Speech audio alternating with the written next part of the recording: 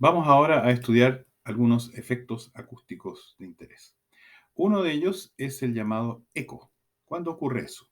Si yo me encuentro frente a una pared, por ejemplo, acá está este niño, emite un sonido, habla, canta, lo que sea, el sonido va a viajar hasta la pared y se va a reflejar en la pared y va a volver a él y puede ser nuevamente escuchado. Él escucha lo que él acaba de emitir vía el reflejo en la pared. De hecho, si por ejemplo hay varias paredes a distintas distancias, él se va a escuchar varias veces. La gran pregunta es si logra percibir esos distintos sonidos. El mecanismo que tenemos en el oído, el tímpano básicamente, con el sistema que va a oscilar, el tímpano va a ser impactado por la onda, va a hacer de que se deforme, va a afectar directamente toda la mecánica hasta la cóclea. Esa, ese sonido original, esa deformación original, va a ser percibida como una sola si cualquier cosa posterior todavía entra en el mismo ciclo. O sea, por ejemplo, llega el primer sonido, se deflecta, y ahora se está volviendo, pero llegó el próximo, el eco, esta nueva señal, nuevamente está todavía en la misma posición hasta que al final se recupera y dice, ok, terminó el sonido.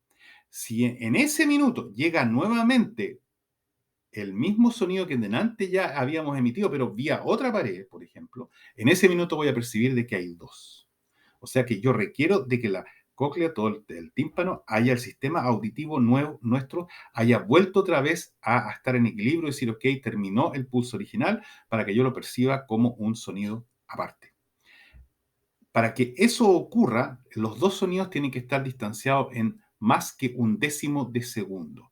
Si están a más de un décimo de segundo, el oído volvió a su estado original y percibe el próximo impulso como un nuevo sonido. Yo escucho entonces, hola, hola. Escucho dos veces la misma señal. Ahora, si el segundo está dentro de ese décimo, entonces el hola, hola va a pasar a ser parte del mismo hola original y yo no lo voy a percibir como eco. Ahora, existen salas especiales para poder justamente experimentar ese efecto. Las salas que son para justamente salas que se llaman salas sin eco o salas muertas, básicamente tienen en el suelo una rejilla, uno no camina en el aire en buenas cuentas, uno no toca el piso. Aquí tienen esta rejilla sobre la cual pueden caminar y las paredes están conformadas por material absorbente y material que además refleja. O sea, el sonido acá, si no es absorbido, es reflejado en otra dirección. Si ustedes están parados en esta sala, ustedes van a sencillamente no escuchar ningún eco. Nada va a volver a donde ustedes. El sentimiento es sumamente raro. Cuando uno se para en una de estas salas, lo primero que uno hace es que lo que habla uno mismo no lo puede escuchar directamente por el aire. Normalmente uno está acostumbrado, yo estoy hablando en este minuto, estoy en una pieza, hay paredes alrededor mío, yo me estoy escuchando a mí mismo vía lo que se refleja en las paredes. En una sala de este tipo no existe la percepción de lo que ustedes están emitiendo hacia afuera. Así que es sumamente raro el sentimiento que uno experimenta, porque uno siente como que el hablar no está funcionando en buenas cuentas de alguna forma. Sin embargo, uno por interno del cuerpo, porque el cuerpo también va a transmitir esa oscilación a través del tejido que ustedes tienen, del agua que nosotros estamos compuestos, va a llegar igual al oído. Entonces ustedes perciben lo que están hablando, pero es distinto, no tiene la riqueza acústica que uno está acostumbrado por justamente la sala. Sin embargo, si yo golpeo con las manos, yo voy a sentir ese ruido, lo voy a sentir porque llega directamente a mi oído. No voy a sentir el típico reflejo. Cuando ustedes golpean, generalmente tienen lo que se llama una reverberancia. Tienen varios ecos que van a volver. Lo que ustedes sienten como el aplaudir es lo que ustedes están emitiendo más lo que en las paredes se reflejó y llegaron. Y esa composición es como que tuvieran un pequeño grupo de personas aplaudiendo con ustedes. Eso es lo que normalmente uno percibe en el oído. Esas son las salas que nos permiten justamente experimentar con cosas en que tenemos que eliminar el eco. Para ahora calcular el efecto de eso, lo que hay que hacer es saber cuál es el tiempo que se demora en ir el ruido directo del altoparlante, por ejemplo, hasta el oído, y cuánto por el otro camino en que se está reflejando en una pared. Entonces, si yo sé que la diferencia entre el tiempo que tomó este y el tiempo que tomó por el otro lado es mayor que un décimo de segundo, yo voy a percibir eco. En consecuencia, la ecuación hay que calcular. Este es el largo L1, el N2 menos L0. Vuelvo atrás. Este es el L1, el L2 menos el L0. Eso me da al final lo que es dividido por la velocidad del sonido, me va a dar justamente el tiempo de retraso y eso va a significar que si ese tiempo de retraso es menor que 23,17 metros, en buenas cuentas ese sería más preciso, que es un poquitito menos que el décimo, en ese minuto yo no lo voy a percibir como eco. Si es superior a esa distancia, diferencia de distancia, entonces sí lo voy a percibir como eco. Ese es uno de los temas que, por ejemplo, afecta a los constructores de teatro. En el teatro lo que yo necesito es que cuando la persona aquí está cantando o hablando, el público acá lo va a percibir de distintas formas. Va a haber una parte directa, que aquí viaja directo donde él. Hay una parte que se refleja detrás de la persona y que también va a llegar acá. O sea, aquí ya tengo un camino más porque tengo que ir y volver. Hay una parte que va a ir vía el techo, por ejemplo, y con eso voy a tener acá, o sea, esta persona aquí a lo menos está recibiendo, según este dibujo, tres distintas versiones de lo que se dijo acá adelante. Son muchas más, porque hay también en las paredes laterales, en el piso, en todas las cosas está siendo reflejado. Entonces ahora viene el problema de que yo necesito una buena acústica. ¿Qué significa una buena acústica? Uno, en que yo como público, sin tener que tener un amplificador gigante, estoy percibiendo sentado incluso lo más arriba muy bien a lo que se está hablando abajo. Así que yo necesito muchos de esos reflejos para poder evitar tener que usar un amplificador. Por otro lado, tengo que asegurarme que todos esos reflejos sean con un tiempo menor que el décimo de segundo. De modo de que nunca de ellos los perciba como un eco, sino todos los perciba como un enriquecer de la señal original. Ese es el arte de construir teatros. Los teatros que son de muy buena acústica tienen ese arte de haber logrado de que en cualquier lugar donde yo me voy a sentar voy a tener una amplificación natural sin tener equipos electrónicos amplificando, pero por otro lado no voy a tener eco, no voy a tener reverberancia. Recuerden, reverberancia es la suma de muchos de estos ecos. Hay edificios que son maravillosos por fuera, se ven preciosos, pero tienen una pésima acústica. Uno de los ejemplos, pero clásicos, es la ópera de Sydney, que es el símbolo de Sydney. Si ustedes ven una foto de la ópera de Sydney, ustedes inmediatamente dicen Sydney. Es como decir, ese es el símbolo que representa la ciudad. Ningún otro de los edificios son tan conocidos como la ópera de Sydney.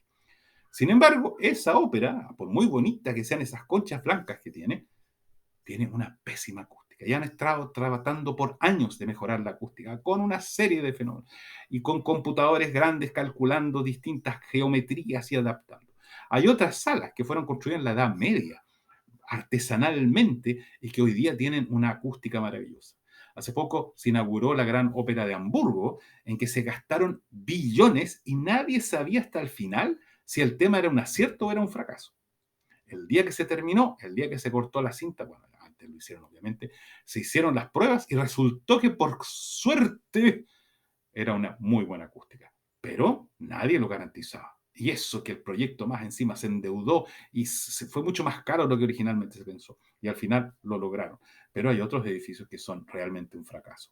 Y la gente hoy día trabaja ese tema. Por ejemplo, si ustedes miran, las salas tienen techos muy creativos. Esos techos no son adornos, esos techos son manejar la acústica. Son distintos planos que hay ahí arriba para poder justamente lograr de que lo que está siendo emitido abajo llegue en la medida correcta, sin eco, a los distintos lugares en lo que es las posiciones que están en las personas. Ahora vámonos de vuelta al oído, justamente el que percibe el eco. Acá tenemos el canal auditivo, el tímpano. Aquí está el yunque, que es un tipo de palanquitas, un sistema que nos amplifica un poco. Y aquí está la cóclea. La cóclea es un tipo de caracol que tenemos acá, que directamente está apoyado, aquí está siendo presionado por el yunque. Y el método de la cóclea de funcionar es realmente aquí está siendo presionado en esta parte. Es un canal que se vuelve cada vez más angosto, que en verdad consta de dos partes. Aquí tenemos el canal mismo, aquí hay una sección del canal, hay una cavidad superior y una cavidad inferior y hay una membrana entre medio. La gracia que tiene esta membrana es que a medida que yo voy avanzando, esa membrana es cada vez más cortita. Y si es más cortita, significa que va a tener una frecuencia de oscilar, una frecuencia de resonancia cada vez distinta. Si es más corta, va a tener una frecuencia cada vez más alta. Recuerden, largo de onda, que se asocia al largo de este puente, es inverso a la frecuencia. En consecuencia, la cóclea tiene la gran gracia que puede percibir, puede desglosar el sonido en sus componentes de frecuencia. Porque el sonido va a ir penetrando y a medida que llega en alguna parte, una parte del sonido va a hacer que resuene un pedacito de la membrana a una cierta frecuencia, sigue avanzando el ruido y más allá va a hacer entrar en resonancia. Por ejemplo, aquí tenemos lo que son 4 kHz, 5 kHz, 7 kHz, 20 kHz. Entonces, a medida que va avanzando el ruido, va, por ejemplo, a activar lo que son los 800 Hz, los 1000 Hz, los 2000 Hz y los 4000 Hz. Y entonces, en consecuencia, el cerebro recibe información de pulsos, de nervios, vía los nervios, información de que estoy en este momento escuchando algo que es una composición de estas frecuencias. Yo puedo incluso con eso reconocer la persona que está hablando, porque yo ya sé que esa persona típicamente habla con una cierta frecuencia que yo puedo identificar. Eso es el mecanismo de la cóclea, que es el que yo uso justamente para interpretar. Ahora, ¿qué es lo que podemos escuchar? Este es justamente la capacidad auditiva. Aquí tenemos las frecuencias. Es una escala logarítmica. Eso significa que aquí yo tengo 10, aquí tengo 100, aquí tengo 1000 y aquí tengo 10.000. Se fijan acá, me estoy yendo por la potencia de 10 básicamente cuando estoy haciendo eso. ¿Por qué interesa hacer eso? Porque en 20 Hz la gente empieza a escuchar. Entendamos bien lo que significa esto. Esto es cuánto va a ser castigado el ruido, me va a costar. En cero significa que yo estoy escuchando perfecto. Todo lo que está por debajo está siendo escuchado más mal. Y estamos hablando de potencias de 10. O sea, en verdad, el menos 40 decibeles es 10 elevado a menos 4, básicamente. Estoy hablando de un son 0,1 milésimos estoy escuchando cuando tengo aquí. O sea, estoy escuchando mucho menos. Son 40 decibeles menos lo que yo estoy escuchando cuando se trata de 20 Hz. Cuando estoy llegando aquí a los 200 o los 300 Hz, estoy escuchando casi también acá. Es un poquitito más mal, pero básicamente mi capacidad auditiva comienza en los 200 Hz. Un poco aquí ya en 100 Hz es bastante decente. 200 Hz, 600 Hz, y hasta pasando el kilohertz todavía en una componente más, pero después empieza a bajar fuertemente. Ahora, ¿por qué razón es importante esto? Porque resulta que al final lo que yo percibo es la frecuencia base más los armónicos. Los armónicos son los que hacen que la forma tenga esquinitas. Uno cuando habla no son sinusoides perfectas. Cuando uno percibe un ruido de un instrumento musical, uno tiene una composición de las frecuencias bases con sus armónicos que permite que no sea un sinusoide normal, sino sea, por ejemplo, un pulso que tiene inicialmente una puntita y después baja y después abajo tiene el típico seno, por ejemplo. O sea, uno puede descomponerlo y para eso uno requiere las distintas frecuencias. Por eso cuando uno habla de que tengo un equipo de música de alta fidelidad significa que es muy fiel a lo que originalmente se está produciendo. O sea que si es un violín o una persona, está realmente reproduciendo lo que originalmente se creó, se generó. Alta fidelidad, fiel a lo que es original. Y para poder hacer eso, yo lo que necesito son las frecuencias altas. Con las frecuencias altas, yo modulo la forma y logro una fidelidad de la información original. Por eso cuando uno tiene un altoparlante de estas radios pequeñitas, que tiene un altoparlante chico, uno puede escuchar, por ejemplo, a alguien hablando, puede escuchar una música cualquiera, pero si quiero realmente alta fidelidad, tengo problemas. Y requiero en consecuencias de poder tener tanto los bajos como los altos para poder generar un pulso que es de mejor calidad posible. Ahora, cuando uno tiene una cierta edad, yo por ejemplo ya a mi edad probablemente ya mi capacidad auditiva por acá está mucho más baja que esta es la curva promedio de las personas. Con la edad uno pierde capacidad por arriba y en consecuencia también pierde la posibilidad de entender, tarde o temprano a la persona le cuesta entender a otra persona hablando porque ya no está percibiendo completamente la forma original del ruido y en consecuencia el típico viejito que dice perdón es porque sencillamente está percibiendo solamente en esta zona, porque ya no tiene capacidad auditiva en esta zona superior y ya no logra entender bien porque no está la riqueza de la información original. Esa es la capacidad nuestra de escuchar. Ahora hay varios efectos adicionales simpáticos.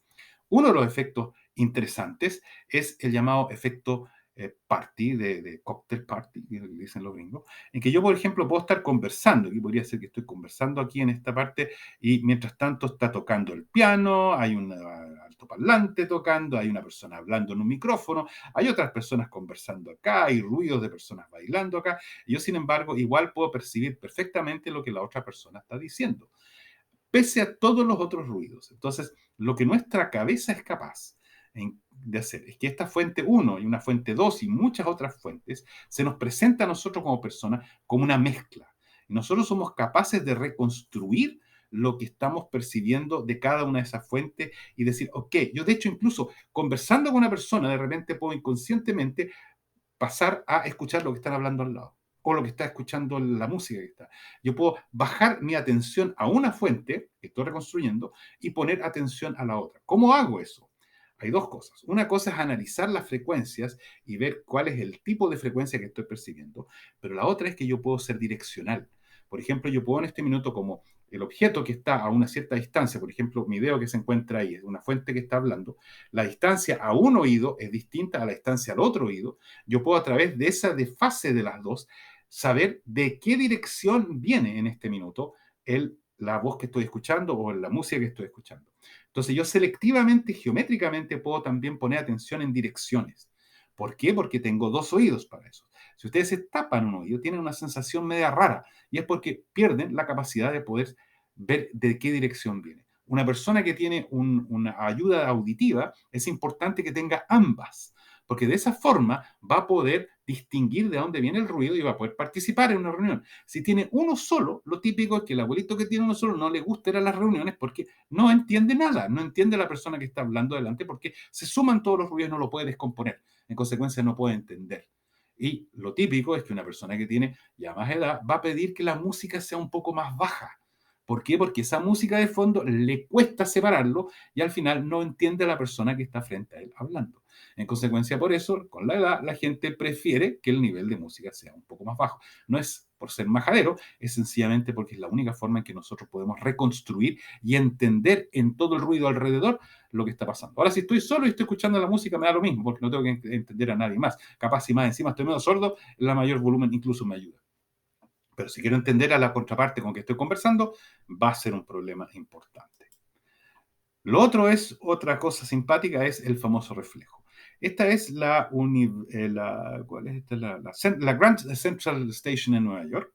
Hay unos pasajes abajo que están cerca de la Oyster Bar que tienen estas esquinas. Y si ustedes se ponen esas esquinas, uno puede hablar con el que está al frente, al otro lado. Entonces uno habla hacia la esquina, eso hace que se junten los haces en esta parte del ruido y van a dar al otro lado y pueden estar pasando personas aquí por esta parte central sin ningún problema y la persona que está frente al cubículo del frente va a poder escuchar lo que ustedes están diciendo sin ningún problema. Entonces, esto es una cosa curiosa como y esto fue hecho, no fue hecho a propósito, se dio. Al final alguien se dio cuenta con que la geometría que se usó es un perfecto elipsoide que de hecho se ve este elipsoide acá, que el ingeniero, o sea, el arquitecto original ni siquiera sabía lo que estaba haciendo, lo construyó y hoy día es conocido como, lo llaman la galería de los susurros, en que uno puede hablar acá en una y al frente va a poder escuchar cualquier cosa, incluso dicha baja, pese a toda la gente que está pasando, hablando y haciendo un montón de otras cosas.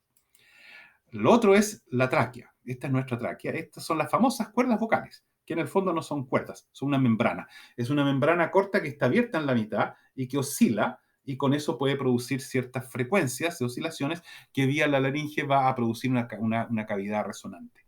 En consecuencia, si uno está resfriado, lo que va a pasar es que típicamente estas cuerdas vocales, que son estas membranas, se vuelven más tiesas o más cortas y en consecuencia yo tengo un largo de onda más corto y eso significa una frecuencia más alta y que lo que hago, estoy totalmente afónico, típicamente una frecuencia mayor por esta deformación. Y ustedes pueden usar esta cavidad para hacer ruidos con una frecuencia clara, que es a la que se puede medir. Si ustedes se miden su voz, van a ver que es una frecuencia y sus armónicos. No es toda la gama, es una frecuencia. Y si quiero cantar, está el famoso efecto de la ducha. Yo me pongo bajo la ducha a cantar y tengo de repente la voz de un caruso cualquiera. ¿Por qué? Porque usamos la cavidad de la ducha como una cavidad resonante. Y nuestro problema de no ser capaces de producir un buen sonido es nuestra incapacidad de manejar nuestra cavidad resonante que tenemos en la tráquea. Si la pudiéramos manejar bien, como un buen músico, entonces, claro, podríamos cantar ópera. Pero en este minuto no lo logramos. Sin embargo, el baño tiene una que es fija. La ducha, la cavidad de la ducha es una cavidad fija, no va a cambiar el techo. Y en consecuencia, si cantan en la ducha, de repente van a tener una voz maravillosa y se van a creer que pueden ganarse todos los premios Emmy compitiendo con. Tienen que llevar la ducha, no es el único punto. ¿Ok? Esos son los efectos especiales.